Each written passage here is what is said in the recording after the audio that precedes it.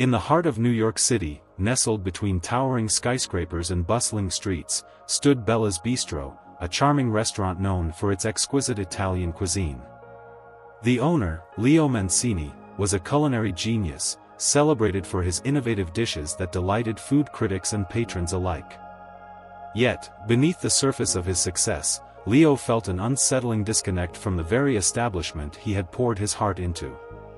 Despite the restaurant's glowing reviews and steady clientele, Leo couldn't shake the feeling that he was out of touch with the soul of his business.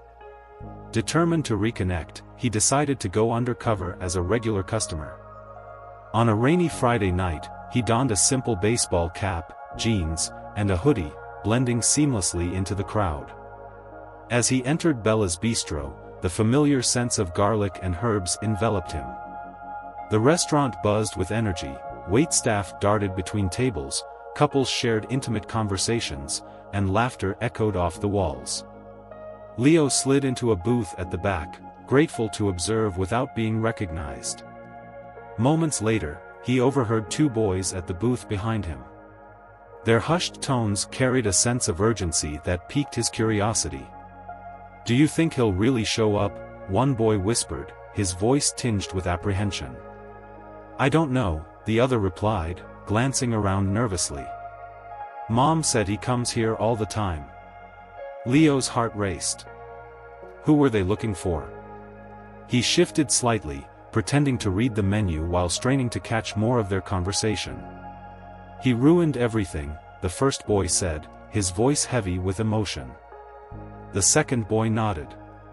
"Mom said it's all his fault." Leo's stomach dropped. Were they talking about him?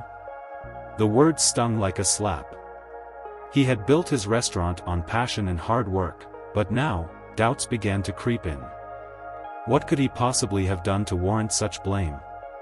The waitress returned, interrupting his thoughts. "Can I start you off with something to drink?" she asked with a warm smile.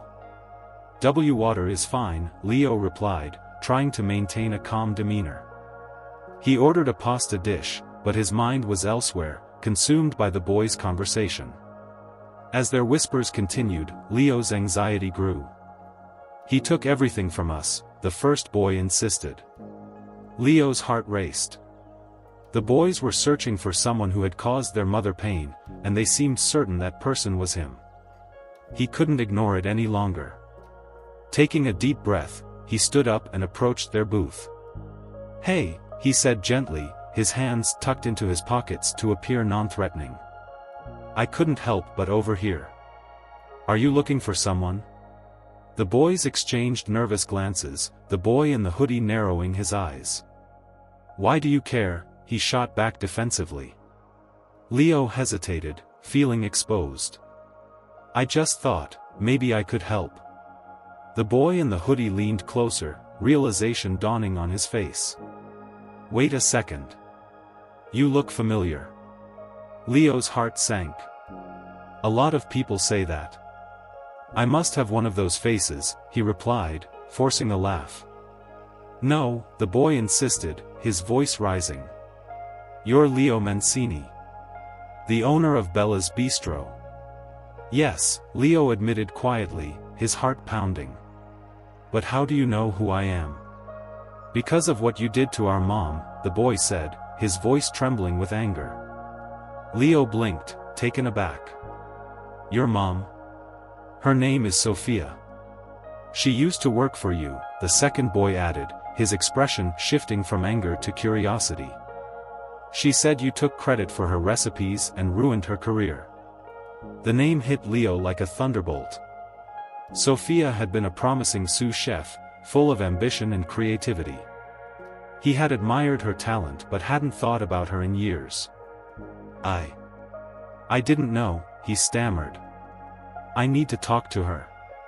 The boys exchanged looks before the boy in the hoodie replied, "She's at home. We can take you there if you really want to know the truth." The meeting. Leo followed the boys through the rain-soaked streets of New York, his heart heavy with guilt. They arrived at a modest apartment building, a stark contrast to the upscale life he had grown accustomed to. As they entered, he felt a pang of regret for the pain he might have caused. Inside, the apartment was small but tidy, decorated with family photos and the warm scent of home-cooked meals lingering in the air.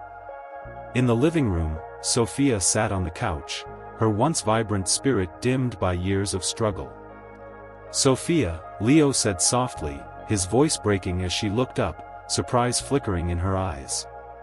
"Leo Mancini," she replied coldly, her tone sharp. "What do you want?" "I need to understand what happened," Leo said, stepping closer. "The boys told me you said I ruined your career. Is that true?" Sophia crossed her arms, her expression hardening. "You don't remember, do you? You took credit for my work, and when I confronted you, you blacklisted me from every restaurant in the city." Leo's heart sank. He had never intended to hurt her.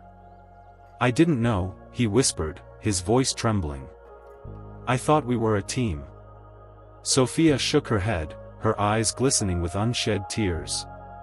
"You were supposed to mentor me, but instead, you used me.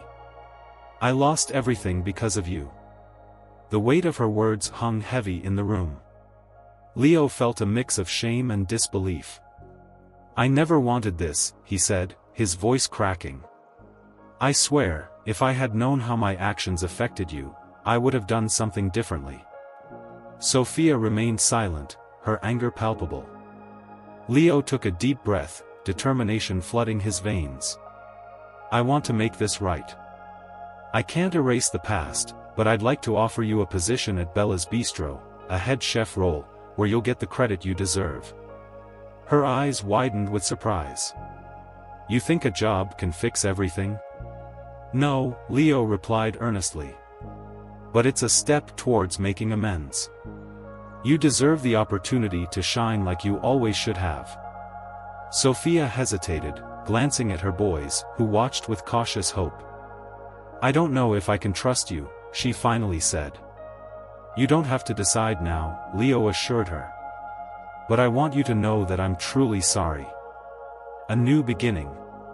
Days turned into weeks, and Sophia's return to Bella's Bistro was met with mixed emotions. The initial tension lingered, but as they began to collaborate, it gradually eased. Together, they created innovative dishes that combined her bold flavors with his refined techniques, revitalizing the menu and garnering rave reviews. Jacob and Ethan became regulars at the restaurant, their initial distrust fading as they watched their mother thrive in her element. One evening, Leo approached the boys, a smile on his face. "Your mom is one of the best chefs I've ever worked with. You should be proud of her." Jacob looked at Leo, his expression serious. "We are," he said, then added, "and I guess we were wrong about you." Leo laughed, ruffling Jacob's hair. "I'll take it." As time passed, Leo began to see the restaurant in a new light. Bella's Bistro was not just a business, it was a community, a place where people came together to create something greater than themselves. Sophia's return had reminded him of the importance of recognizing and valuing every contribution that built that community. One evening, as the restaurant buzzed with activity, Leo watched Sophia and her boys laughing together at a table. He felt a sense of peace wash over him. Though he couldn't change the past, he knew that redemption wasn't about perfection, it was about trying, learning, and growing.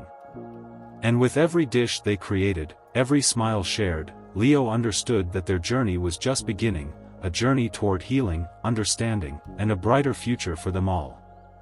As he watched Angela and her sons laughing together in the restaurant that had once been the source of so much pain, Michael realized that their journey was just beginning, a journey toward healing and community, where every dish served was not just a meal but a story of resilience and hope.